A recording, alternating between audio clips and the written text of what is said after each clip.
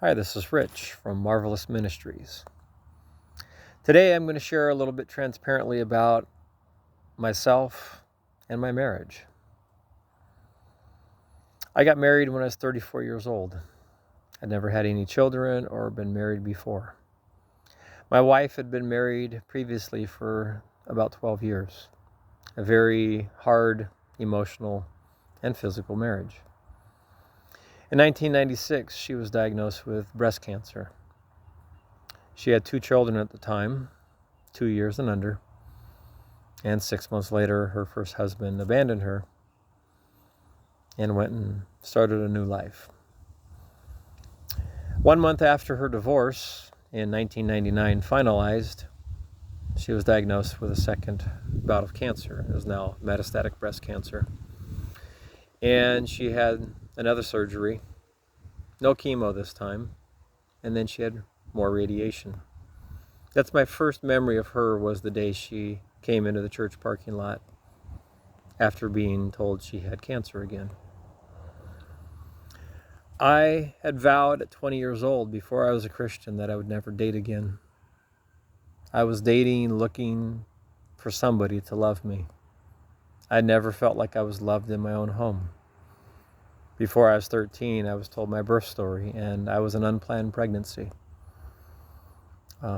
If I was born 10 years later, I might not have been born at all, if somebody had their choice. You see, my sister and my brother were also unplanned pregnancies. I don't know if that's the story that severely damaged me emotionally, or if it was being bullied through school, elementary and middle school. Or maybe it was the way I was treated at home. My wife had a much different home life than I did, but still one that was emotionally damaging in ways. So we got married.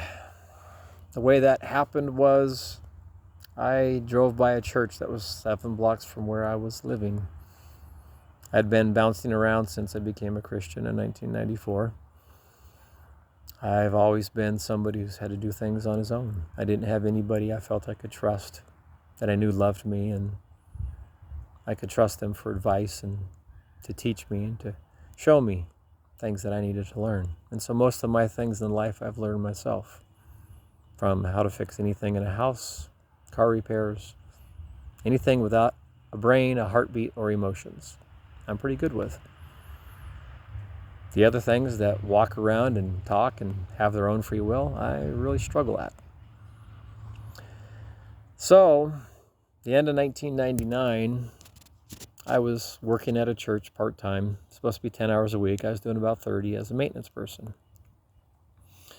and working my normal 40-hour work week in the automotive industry. I worked in the parts department because I didn't like the pay structure of a mechanic.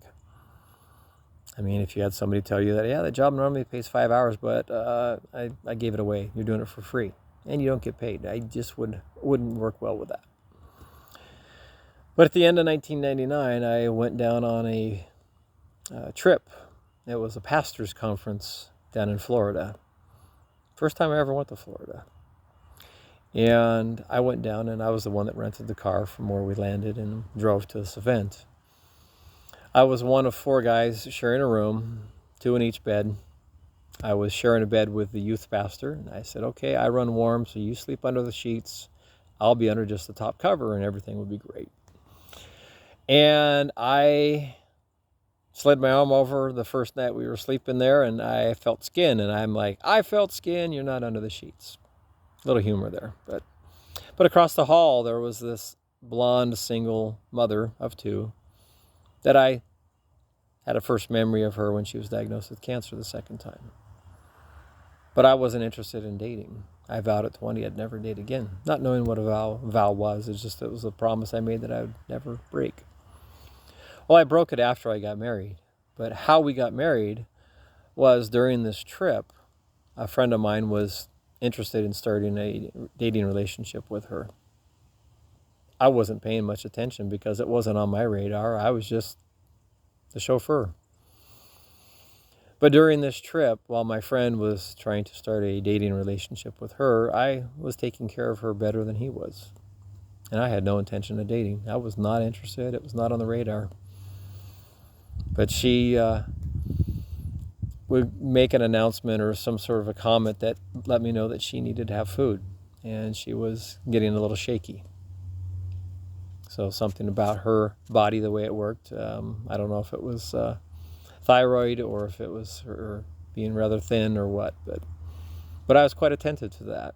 And then one night after this church service that we'd gone to, it was really late at night, Panhandle of Florida, and we went to a diner, and the 5 of us were sitting at a table at this diner at 11, almost midnight, and she left the group to go walk back and use the restroom. I just saw her get up and was kind of, that doesn't look safe. Where's she going? She didn't tell anybody. Nobody asked her. But I was like, that doesn't look safe. So I got up. I didn't tell anybody what I was doing. I just got up and escorted her without her knowing to make sure where she was going, she was safe. I mean, there could have been a back door. I think she was about 105 pounds at the time and very attractive blonde, and I didn't want anything to happen to her for 2 reasons. One is I didn't want something to happen to her and then be found to be with 3 other guys in the office at the church with the pastor hearing, guys, how dare you let something happen to this sister in Christ? And second, I knew she had 2 young children waiting for mommy to come home. At the time, they were 5 and 4.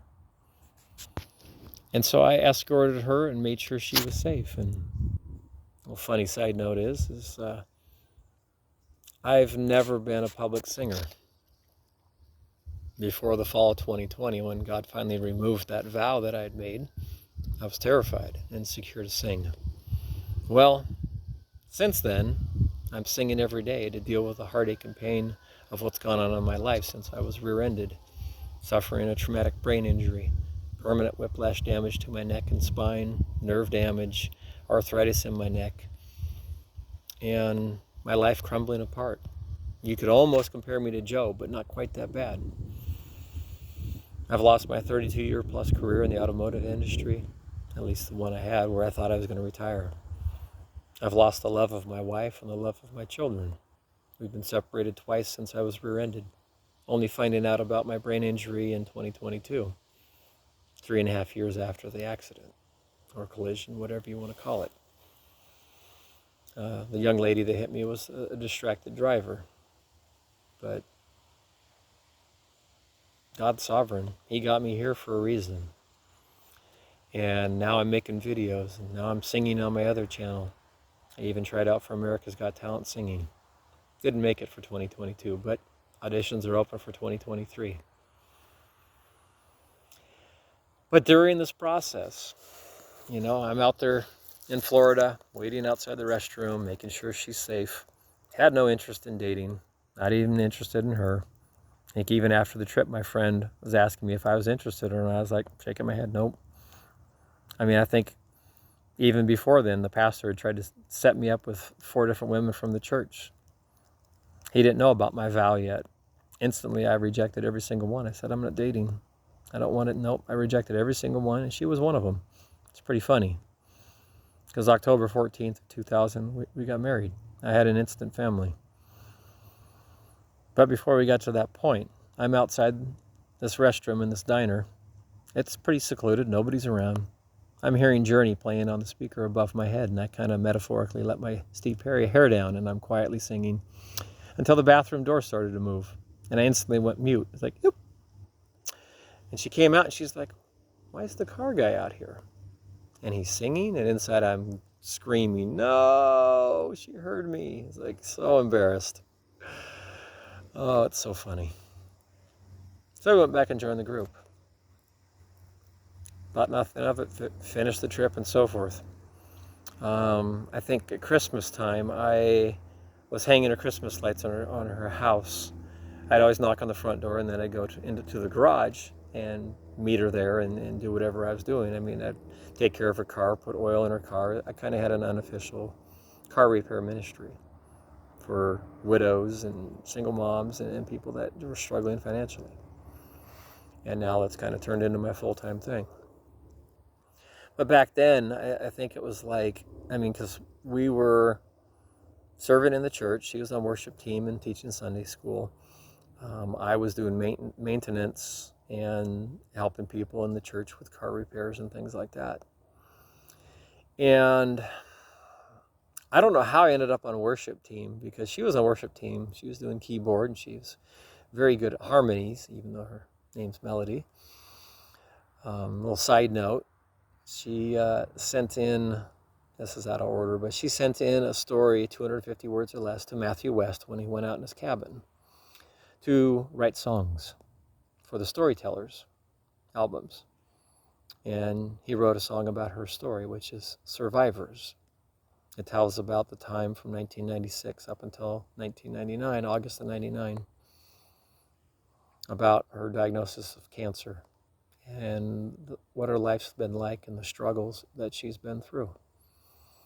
And Matthew said she's a survivor, and actually 2 weeks before he contacted her about taking her story and making it into a song, she was diagnosed a third time with stage 4 metastatic breast cancer. And so she felt disqualified when he called up, and he said, no, you're not disqualified. You're still a survivor. So somehow I ended up on worship team, but I knew I wasn't part of the original worship team. I was next to her, she was playing keyboard, and I knew I'd have a solo. It'd be turned down solo, and nobody'd hear me, except for maybe her without the mic, and God would definitely hear me. And that's about it, and me through the monitor. So yes, I did sing in public, but believe me, the only solo I had was the volume was down solo, and nobody would hear me. But for Christmas that year, I didn't give her a present because I wasn't seeking a relationship, but just being around her and them and her 2 young children, or not my children, I gave them a 10-gallon fish tank, because aquariums and fish were always part of my childhood and life growing up. And actually, at one point, I had 2 45-gallon tanks and about a 12-inch arowana that a friend of mine used to love to come over and watch me feed. But to get back to the story, so I gave the fish tank to the kids, and just helping her around the house and things like that. And I don't know how it happened one night, but she said something when I knocked on the front door to come do some more work for her. She's like, no, you're going to come through the front door like a normal person. And I don't know what was going on, but she said something. I was like, hold on. You just said something like you're saying we're in some sort of relationship. I said, well, if we are, I said, I'm not dating you. I'm not doing it the world's way. I'll court you, but I won't date you. And so that was January of 2000. And within 30 days, I was telling her, I was like, wow, this was real. And she's kind of taken back. I said, hey, I'm not proposing. I'm not offering you a ring. I said, I'm just letting you know that there's something genuine here and that God has brought us together, possibly for marriage. And so we continued our courtship. And within 6 months, I proposed to her. We got engaged. And, since, she was 36 and I was 34, or very soon 34. Became 34 in August.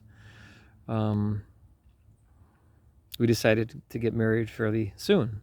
And from her first marriage, she kept the house from their marriage, and she had spousal support that November would be the first month she wouldn't have support. And I said, so why don't we get married in October? And there's so much more to the story that I'd love to share, but at 13 minutes already, I don't want to talk somebody's ear off. I mean, I could go for hours on this. I guess I'll do more videos that will talk about it. But on October 14th, 2000, I married the woman that God blessed me with. Her name is Melody. My name is Rich. We had an instant family. Our son is Jason. Our daughter's Taylor. My wife, when we got married, was in a medically induced menopause because of her cancer. And she said before we got married, she says, I don't know if I can have any more children. And I said, everybody assumes they can have children, but not everybody gets to. And when her first marriage fell apart, she told herself that she wasn't done having children. She'd hoped to have a bigger family. So we had children together, and we're blessed to have 2 children post-cancer. 2002, we had our daughter Jessica, and then we lost 2 children in between our last month of trying, which I told my wife, I said, I can't risk losing you just to have another child, possibly a son. I said, this is our last month of trying. And Thankfully, we had our son Scott. And so the 6 of us are a family. And I'll tell more information on other stories and on other videos about some of the challenges in our life. What it's like to marry somebody that already has cancer when you marry them, has the possibility of not being able to have children, and the effects of cancer on your lives, and how it affects your children, and so much more. Thanks for watching. This is Rich.